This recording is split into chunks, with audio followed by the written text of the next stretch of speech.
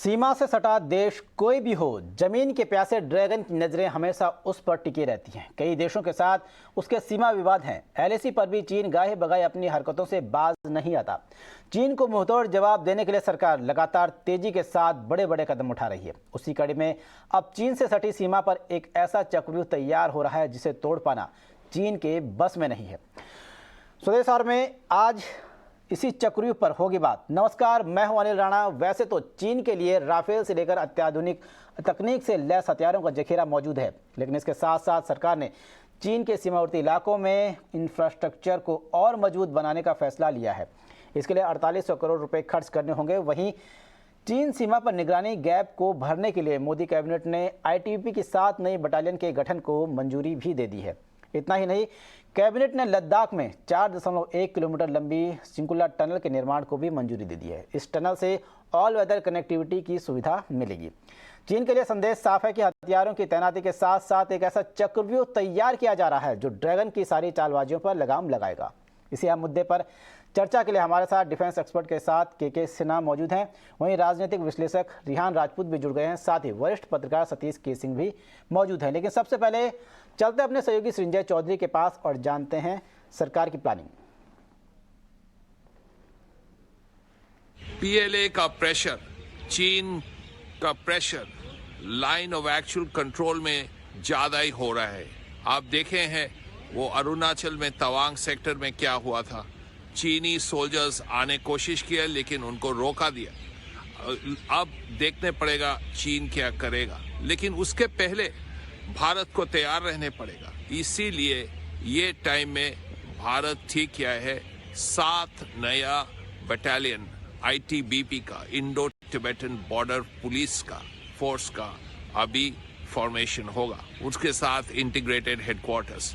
इससे जो होगा, पेट्रोलिंग के लिए ज्यादा ट्रूप्स रहेगा। चाइनीज प्रेशर रेजिस्ट कर पाएंगे भारत और आसान से। ये कैबिनेट क्लियर कर चुका है। अब देखा जाएगा कब फॉर्मेशन हो और कब डिप्लॉयमेंट हो। चलिए, हमारे साथ सभी मेहमान मौजूद हैं। के सिन्हा सर, रिहान सर और सतीश सर, आप सभी का बहुत बहुत स्वागत है।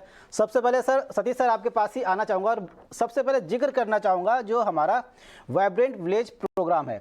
इस प्रोग्राम के नाम को इस तरह से रखा गया है कि जैसे हम अपनी सीमा पर अपने गाँव को जो अच्छी तरह से विकसित करेंगे, और इससे शायद इस नाम को इस तरह से रखा गया है कि विपक्ष या जो विदेशी देश हैं, पड़ोसी देश हैं, उनको इस पर ऐतराज़ ना हो। इस बारे में आप क्या कहेंगे?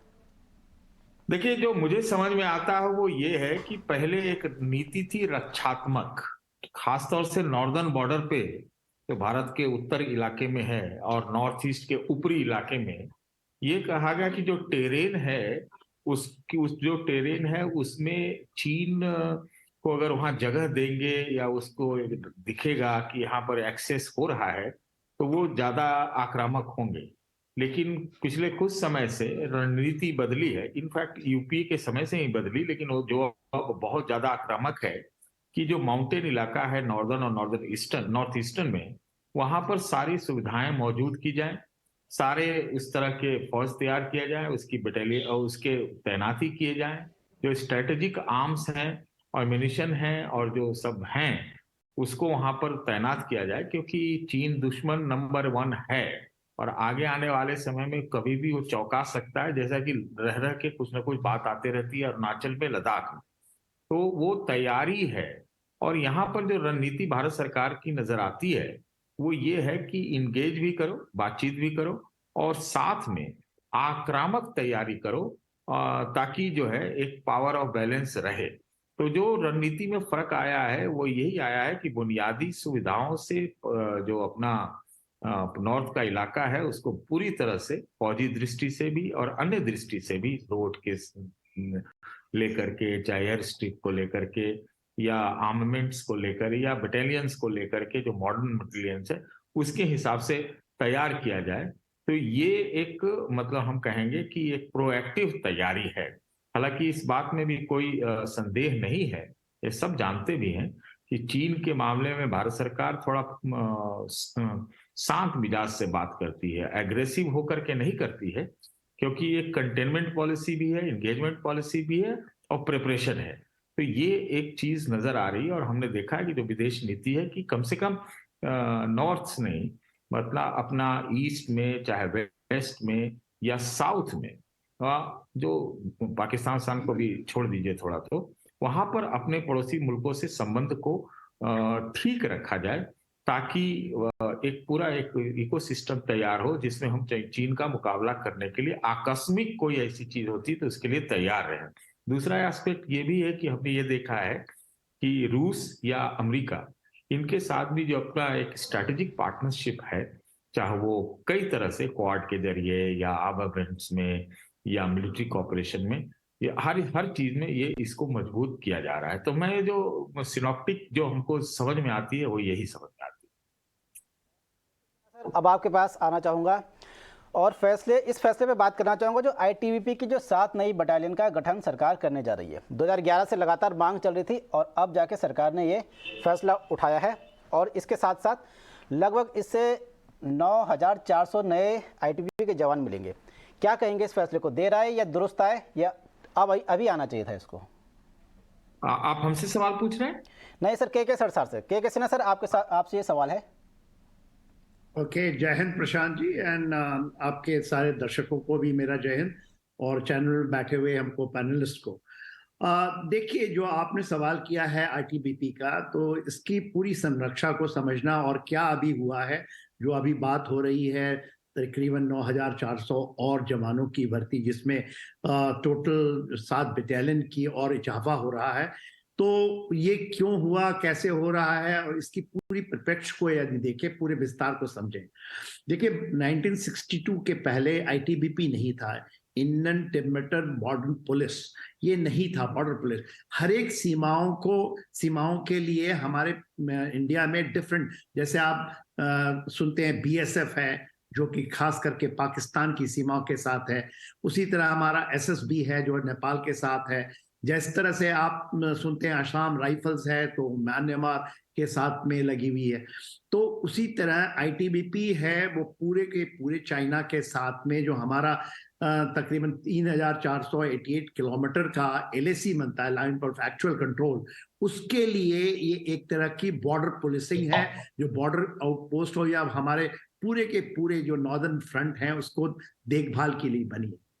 तो ये जब बनी थी, जब 62 से लेकर के अभी तक, तो तकरीबन 90,000 इसकी संख्या है। जो अब बात हो रही है, जिसमें इजाफा हो रहा है 7 बटालियन का, और जो 90,000 की जो हमारी फौज थी, वो 176 बॉर्डर आउटपोस्ट को देखा करती है। अब इसको ये समझिए, ये बॉर्डर आउटपोस्ट खमखरन से चलता, काराकोरम पास जो अक्साई चीन के साथ लगता है, जिसमें आप लोग, और ये पूरा का पूरा जब हम जाते हैं तो अरुणाचल के साथ, ये नहीं कि अरुणाचल में केवल हमारा वेलोंग की सेक्टर के बाद नहीं, इसके अलावा भी जहां पर नीचे की तरफ जब हम आते हैं, तो वो पूरे पासों को, जितने भी वहां पर पोस्ट हैं, उनको देखभाल करने के लिए बनी है। हमारा बहुत थिनिंग था, खास करके अरुणाचल के लिए, जो अभी 47 पोस्ट बनने थे, उसको 2020 में अनुमति मिल गई थी। मगर अभी जो कैबिनेट कमेटी और सिक्योरिटी के अंदर में मंजूरी मिली है, वो उन्हीं 47 पोस्टों के निर्माण के लिए, और उनके जो फॉरवर्डिंग बेस होते हैं, जिसको आप हेडक्वार्टर्स कह लीजिए, या हमारा फॉरवर्ड बेस होता है लॉन्च, जहां से ये जाते हैं, मेंटेन होते हैं, वहां उनके रख रखाव के लिए, उनकी स्थापनाओं के लिए अभी इसका अनुमति मिल गई है।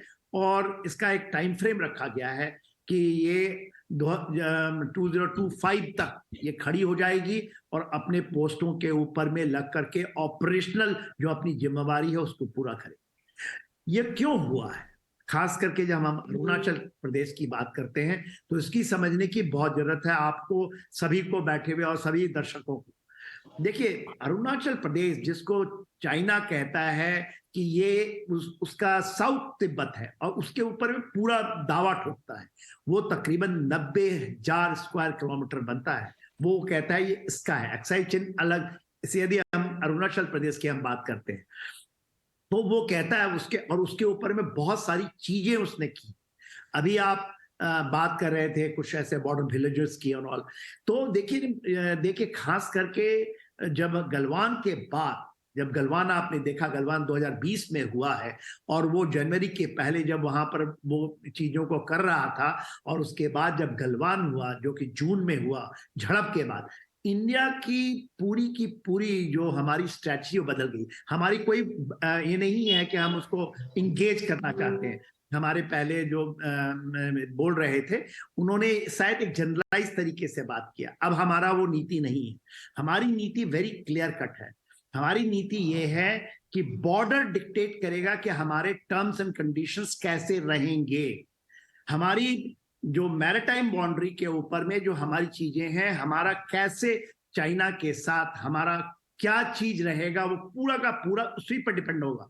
कोई हम ये नहीं होगा कि व्यापार में दूसरा हो जाए, हमारी कोई बातचीत होगी। बातचीत तो डायलॉग चलता रहता है, इसलिए कोर कमांडरों की मीटिंग वो चल रही है बहुत लंबे, और हम अपने डिस्प्यूट को करते हैं। मतलब हमारी मनसाएं वेरी क्लियर हो चुकी हैं कि जो हमें आप करते नहीं, बातचीत में उलझाए रखते हो और अपनी एग्रेसिव पोस्चर को बढ़ाते हो, जिसमें इस्लामी साइलेंसिंग है, धीरे धीरे हमारे चीजों को हथियाने की चेष्टा करते हो, जो कि उस समय से काफी दिनों से चल रहा है। अब हमारी पॉलिसी ये है कि बॉर्डर के ऊपर यदि आप कुछ भी करेंगे, अभी यांगसे की घटना आपको याद ही होगी, ये सिक्किम में ही हुआ, तवांग के पास में। उसके बाद में हमने उनको ऐसा नहीं कि मुंह तोड़ जवाब दिया, जो वो करोगे हम मिरर नहीं कर रहे हैं, हम उसको बहुत एक उदाहरण के तौर पे देखिए, उन्होंने अपना एक पूरा का पूरा लॉ बदला 2022 के जनवरी में। उसको बॉर्डर लॉ कहते हैं, चाइना ने बदला था और नया बॉर्डर लॉ लेके आए। उसके तहत 628 मॉडर्न विलेजेस, आपको डुअल पर्पस विलेजेस, वो जो बॉर्डर के ऊपर में उन इस इलाकों में जहां हमारी डिस्प्यूट है या सेंसिटिव एरिया, वहां बना रहा है। खास करके वो अरुणाचल प्रदेश के अपोजिट में और जो सिक्किम का इलाका है। हमने अब कहा है कि 2966, तो आप देख लीजिए कितना गुना ज्यादा है। और वो यदि 1 टन बनाता है तो हम इन चीजों को ज्यादा टनलिंग करेंगे। यदि उसने रोड की स्थापना की है तो हम पूरा, यदि आप लें काराकोरम पास से लेकर के, और यदि हम जाएं पूरा अरुणाचल के ईस्ट में जाएं, तो पूरे के पूरे इलाके में अब हम ये बना जा रहा है 4 लेन रोड्स बनने की तैयारी शुरू नहीं हुई है कि पेपर में नहीं है, ये चल रहा है काम, और बहुत तेजी से चल रहा है। तो वो जो आपने सवाल पूछा कि आईटीबीपी, तो आईटीबीपी हमारी फ्रंटलाइन डिफेंसेस होगी, और ये फ्रंटलाइन डिफेंसेस में उनको वहीं से जब हमारी झड़प होती है या हमारा एक्चुअल वॉर पोस्चरिंग होता है, तो वो कंधे से कंधा मिलाकर अब काम करेगी। तो ये है पूरी परफेक्ट। जब ये पूरी खड़ी हो जाती है 2 साल के अंदर में, तो 223 आउटपोस्ट होंगे। आज 176 आउटपोस्ट हैं। आपने बहुत डीपली ये चीज़ें समझा दी हैं कि आखिर किस तरह से हम अपनी बॉर्डर को मजबूत कर रहे हैं, आईटीबीपी की किस तरह से ज़रूरत थी और अब वहाँ पे किस तरह से गैप भरा जा रहा है। रेहान राजपूत सर, अब आपके पास आना चाहूँगा, समझना चाहूँगा इन तीनों मुद्दों को लेके जो कल फैसले लिए हैं। एक तो वाइब्रेंट विलेज प्रोग्राम को लेके, दूसरा आईटीबीपी के 7 बटालियन को गठन को लेके, और तीसरा जो 4.1 सिंकुला टनल बन रही है, इन तीनों को लेके। इन तीनों को अगर हम कंबाइंड तरीके से देखें तो किस तरह का भारत सरकार के एक नजरिया नजर आता है, एग्रेसिव, डिफेंसिव, या फिर एक तरह से मतलब अपना विकासात्मक नजरिया चल ही रहा है?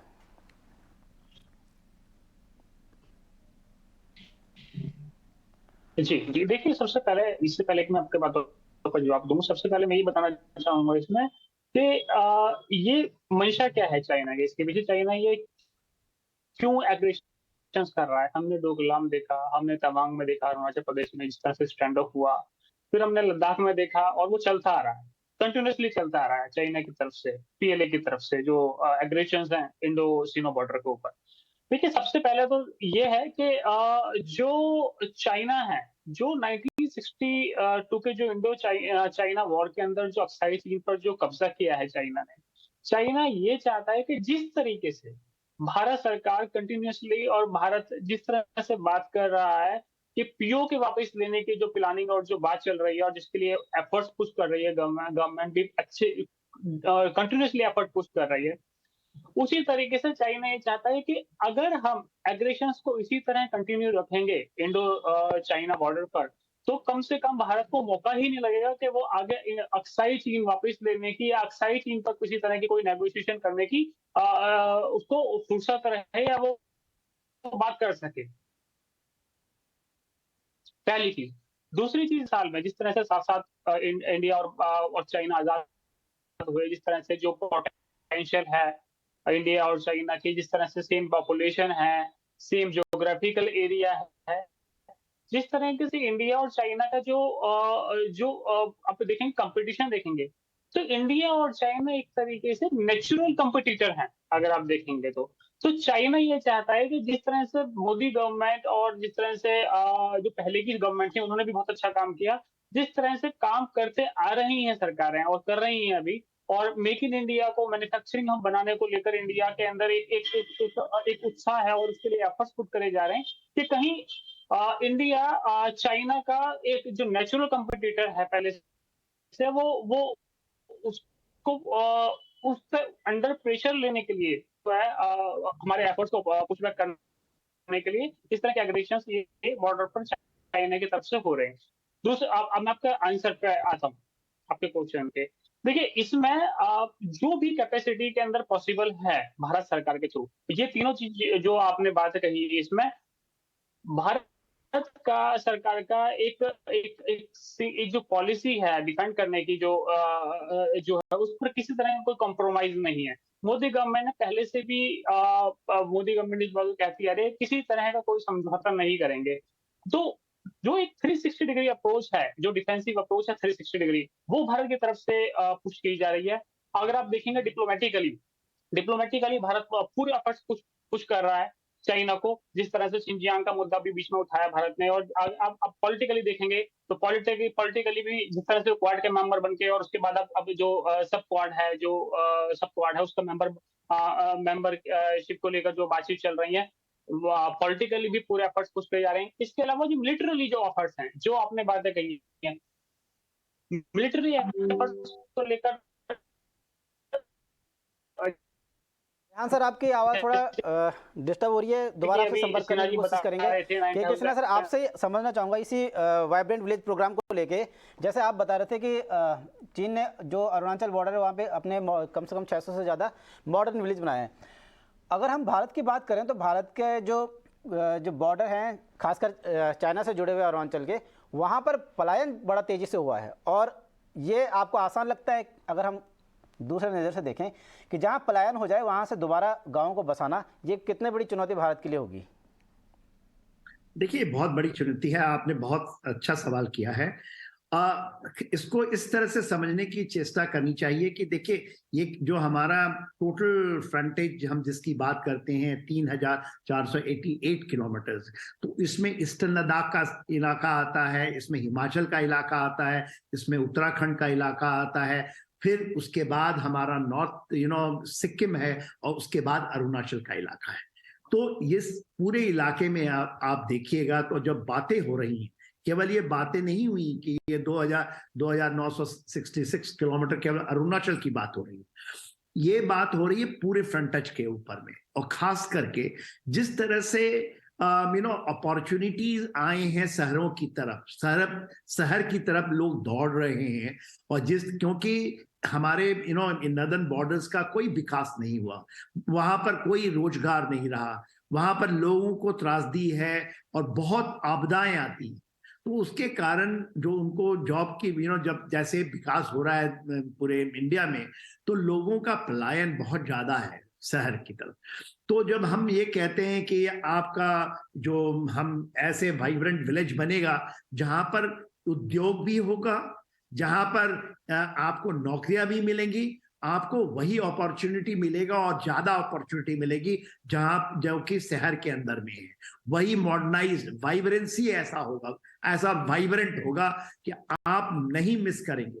क्योंकि देखिए, जितना सबसे ज्यादा पलायन यदि कहीं है तो उत्तराखंड के विलेजों से है, और वो अब ऐसे सूने हो रहे हैं, खाली पड़ रहे हैं, जिनके अंदर में बहुत डिफिकल्ट है उनको बसाना। ये चैलेंजेस चाइना को भी है, इसलिए वो तिब्बत के अंदर में वो उन मॉडर्न विलेज को बसा रहा है जो कि एब्सोल्युटली मॉडर्नाइज्ड है।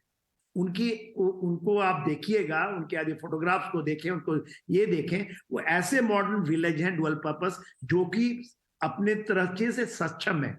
ये केवल नहीं, 5G कनेक्टिविटीज हैं, उनके अंदर में जो लाइफस्टाइल है बहुत अच्छा है। तो आपको इन चीजों के ऊपर में हमें जोर देना पड़ेगा और तभी लोग वहां रुकेंगे, क्योंकि हमारे लिए सबसे अच्छी चीज ये है कि लोग जो अपने जमीन से जुड़े रहते हैं, खास करके इन सीमावर्ती इलाकों में, इन जो हमारा रूरल बैकग्राउंड है, क्योंकि ये सारा रूरल एरियाज कहलाएगा। यदि आप देखिए, ये कोई शहर तो है नहीं, तो वहां अरुणाचल में जाइए, लोग नहीं चाहते हैं आना, वो लोग भाग प्लान करना नहीं चाहते हैं, मगर उनको फोर्स होती है।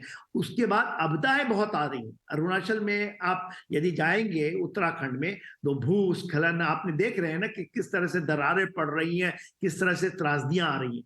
तो आपको इसको ऑल तरीके से, सब सामंजस्य तरीके से आपको देना होगा, और बढ़ चढ़ कर आपको ये देखना होगा कि अट्रैक्शन इतना ज्यादा हो कि लोग वहां और लोग जाके जुड़े। बिल्कुल। अभी देखिए, यदि आप लद्दाख का इलाका ले, रियासी भी इसी इलाके, भले ऊपर पाकिस्तान के साथ आता है, वहां पर अब टाइटेनियम आ गया है, ह्यूज टाइटेनियम। सर, जिस तरह से आप बता रहे हैं, तो एक अगर हम ये सोचे कि अब तक इससे पहले क्या होता था, भारत हमेशा पाकिस्तान और भारत के आपस में जंग होती थी, जुबानी जंग होती थी, और ये लगता था कि पाकिस्तान भारत का नंबर 1 दुश्मन है। लेकिन पिछले कुछ समय से ऐसा लग रहा है कि भारत को भी लगता है कि पाकिस्तान उनका नंबर 1 दुश्मन नहीं है, बल्कि चीन है, और वो रिएक्ट भी कर रहे हैं। उनको ऐसा, भारत को क्या अब ऐसा लगने लगा कि पाकिस्तान कुछ करेगा तो कभी भी उनको मारपीट के आ जाएंगे।